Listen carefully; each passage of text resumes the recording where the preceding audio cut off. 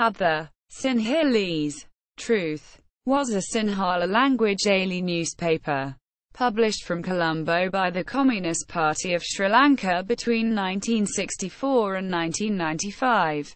The name was borrowed from the Russian newspaper Pravda. As of 1971, it had an edition of around 41,000. It had a special Sunday edition. As of the early 1970s, B.A. Siriwardena served as editor-in-chief of the newspaper. Newton Seneviratne as its news editor and Surath Ambalangoda as its features editor. As of the mid-1980s, H.G.S. Ratnaweera was the editor-in-chief of Aththa.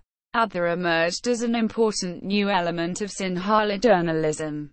The financial backing the publication received from the Communist Party was an important reason behind its impact. But the style of journalism and coverage of day-to-day affairs were also notably different from other contemporary publications, and one respect well beyond the party ranks. According to Mervin de Silva, Prime Minister Dudley Senanayake was a frequent reader of Aththa. The Sunday edition of Aththa in particular became known as a prominent example of vocal journalism. Aththa was known for its vigorous writing and pithy headlines.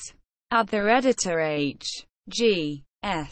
Ratnaweera explained that the newspaper was successful because, quote, like many bourgeois publications with their pseudo-scholarly and grandiloquent style, Aththa speaks in the simple, direct and pithy language of workers.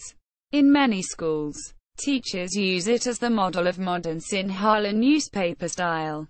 Quote, using eye-catching headlines and sensationalist exposés. Aththa ridiculed corruption amongst high-level politicians. When governments censored articles in Aththa, the newspaper responded by leaving vast white spaces in the place of the censored texts. The blank fields would include a small commentary saying, "This news was eaten by dogs." During the time of the United Front government, in which the Communist Party participated, the wording used in a blank space on the front was, "Our own dogs have chewed us up." At the time, Aththa was controlled by the faction inside the Communist Party which was critical of the United Front coalition. Aththa was the sole Sinhala-language newspaper to cover the burning of Jaffna Library. An Aththa photographer captured the event. Following the publication of the photograph, the government decided to shut down Aththa and Communist Party members were arrested. Soon, however, the government did a volte-face and decided to blame the left for the destruction of the library. Instead, Aththa suffered from pressure from governments and also faced persecution. Companies were threatened with bad consequences if they advertised in the newspaper, and newspaper dealers were pressured not to sell it.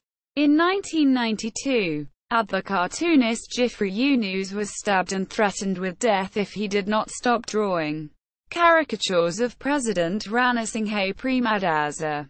In the same year, following publication of a testimony regarding the killings by the pro-government Black Cat paramilitary group, a lawsuit was launched against Aththa.